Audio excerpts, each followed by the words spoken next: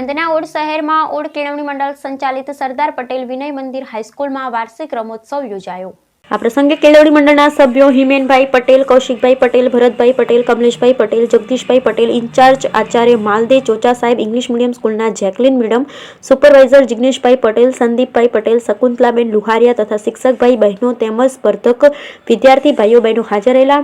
વિજેતા મિત્રોને આશ્વાસન ઇનામ વિતરણ કરવામાં આવ્યું। સતત અભ્યાસ પછી વિદ્યાર્થીઓ તણાવ મુક્ત બને અને તેઓમાં એકાગ્રતા, ધ્યાન, ખેલદિલી, જૂથ કાર્ય, નિર્ણય શક્તિ, સ્ફૂર્તિ, મદદની ભાવના વગેરે વિકસે તે માટે રમોત્સવ રાખવામાં આવ્યો હતો।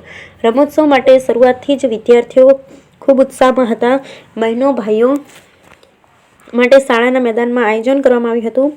ભાઈઓ અને બહેનો માટે લીંબુ ચમચી, ખોખો, દોડ, લોટ ફૂંક, કબડ્ડી, સંગીત ખુરશી, દોરડા ખેંચ, દોડ વગેરે રમતોનું પૈકી પસંદગી મુજબની રમતનું આયોજન કરવામાં આવ્યું। સમગ્ર રમોત્સવનું સફળ આયોજન શાળા શિક્ષકગણ દ્વારા કરવામાં આવ્યું અને શાળાના તમામ શિક્ષક મિત્રોએ તેને સફળ બનાવવા ખૂબ મહેનત કરી।